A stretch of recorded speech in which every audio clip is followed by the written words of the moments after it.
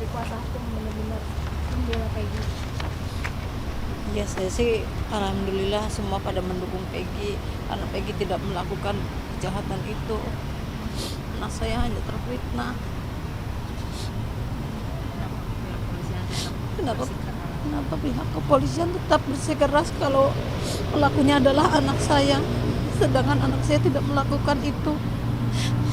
Di mana keadilan bagi untuk orang miskin? Kami orang miskin, jangan jolomi kami.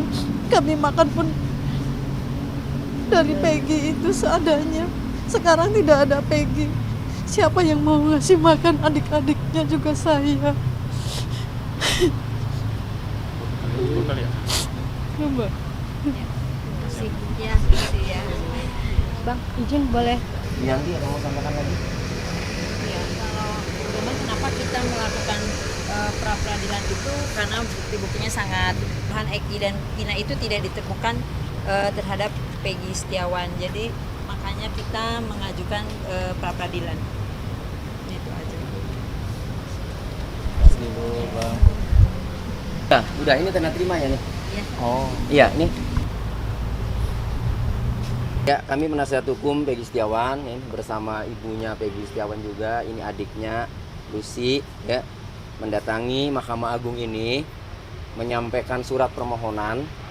Itu perihalnya permohonan pengawasan proses sidang pra peradilan tersangka Peggy Setiawan ya, perkara nomor 10 Pid Pra tahun 2024 di Pengadilan Negeri Bandung. Kenapa kami meminta Mahkamah Agung melalui badan pengawasannya itu untuk mengawasi proses sidang pra peradilan Peggy Setiawan? Karena kami melihat, kami menilai, kami meyakini alat bukti yang dimiliki penyidik untuk menetapkan tersangka Peggy Setiawan itu ya masih lemah. Apa alasannya masih lemah? Karena DPO-nya itu bukan Peggy Setiawan, melainkan Peggy alias Peron. Berdasarkan putusan pengadilan terdahulu tahun 2016 atas nama 8 terpidana juga, itu tidak ada menyebut mengarah ke Peggy Setiawan ya, tidak ada. Adanya Peggy alias Peron. Kemudian kendaraan bermotor yang disita sebanyak 7 unit kendaraan bermotor, itu tidak ada motor Suzuki Smash. Nah, sementara barang bukti yang disita oleh penyidik ya Polda Jawa Barat ini adalah motor Suzuki Smash yang tidak ada hubungannya dalam perkara pidana. Perkara pidananya sudah inkrah, tidak ada menggunakan motor Suzuki Smash tahun 2016 atas nama 8 terpidana itu. Nah, sekarang motor Suzuki Smash diamankan dan diakui, dianggap sebagai barang bukti karena ada kesaksian saudara Aep. Nah, oleh karenanya penetapan tersangka yang menurut kami janggal, upaya hukumnya adalah mengajukan gugatan atau permohonan pra peradilan. Karena kami yakin kan pra peradilan ini ya, klien kami tidak bersalah atau tidak terlibat dalam tindak pidana, maka harus ada yang mengawasi. Jadi kami meminta kepada Mahkamah Agung datang kemari ini ya melalui surat ini agar badan pengawasan Mahkamah Agung ya itu mengawasi jalannya proses persidangan pra peradilan ini agar pra peradilan ya berjalan fair, netral dan objektif. Itu. Oke bang, tadi kan sebelumnya kan ke Propam-Polri untuk melaporkan penyidik dari Dirkrimum Polda Jabar, terus juga ke KPK untuk meminta atensi agar menghindari adanya dugaan praktik KKN dan gratifikasi dalam penyelesaian kasus ini gitu dalam sidang pra peradilan. Nah, kalau dari Mahkamah Agung sendiri, ini hingga saat ini tadi Anda sudah menyebutkan soal harapannya, tapi kalau dari penyerahan surat ini sendiri akan bertemu dengan siapa dan akan diserahkan ke siapa nih langsungnya? Oke, karena tadi konsultasi dengan bagian resepsionis, setelah membaca suratnya karena sudah jelas, maka kami sudah tidak perlu ketemu dengan pejabat lagi. Cukup surat ini karena sudah jelas, intinya minta pengawasan. Dan dari Mahkamah Agung juga sudah mengetahui karena kasus Peggy Setiawan, kasus Pina ini begitu viral. Sehingga yang penting ada permohonan, maka Mahkamah Agung melalui badan pengawasannya akan menindaklanjuti, mengawasi. Itu intinya. Ya, jadi kami tidak perlu ketemu pejabat karena sudah cukup surat permohonannya sudah jelas. Yang kami lampirkan itu SIPP ya, jadwal sidangnya kami lampirkan, hanya itu dengan surat kuasa. Itu. Sidang pra peradilan akan dilaksanakan tanggal 24 Juni 2024, hari Senin. Jadi waktu yang sangat cukup ya. Seminggu sebelumnya ini kami meminta pihak-pihak terkait yang berwenang untuk mengawasi, baik mengawasi proses peradilan maupun mengawasi penegak hukumnya yang dilakukan oleh KPK. Gitu. Bang, sedikit tambahan ini bang soal pelimpahan berkas perkara yang hari ini dilimpahkan ke Jaksa. Tapi kan bukan berarti itu menghentikan pra peradilan. Ya.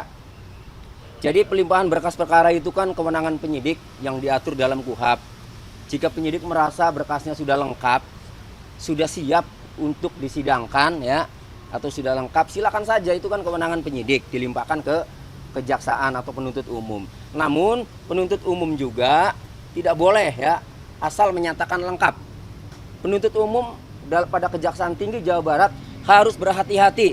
Ada waktu 14 hari untuk meneliti berkas tersebut.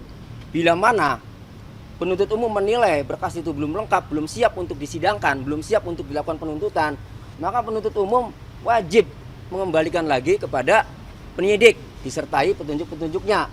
Nah, kami yakin ya, ini pasti ya, kalau fair ya, kami yakin pasti dikembalikan lagi. Ya. Kenapa?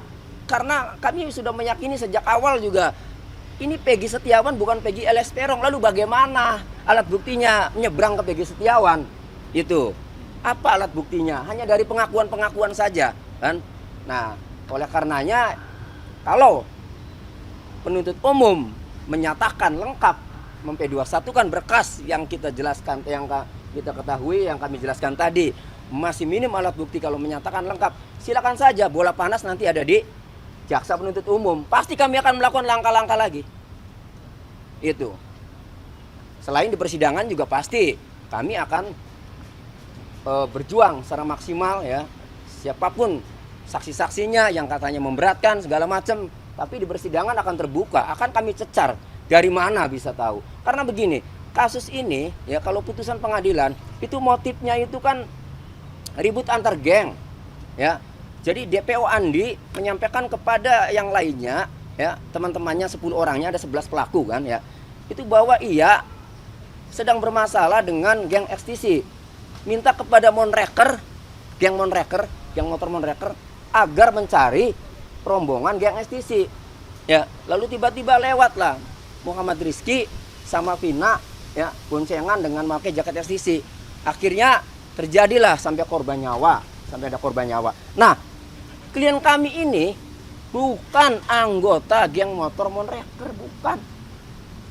Justru di media sosial itu muncul itu yang Peggy Setiawan, yang anggota geng motor Monreker, yang ketua malah muncul itu, bermunculan. Kan harusnya sigap tuh di situ. Kenapa nggak dicoba dilakukan pemeriksaan? Karena udah rame kan. Nah, jadi motifnya itu ya, ada satu geng motor, kedua sampai dengan luka, dianiaya dengan luka berdasarkan fakta visum dan fakta-fakta hasil otopsi ya. Itu kan lukanya parah.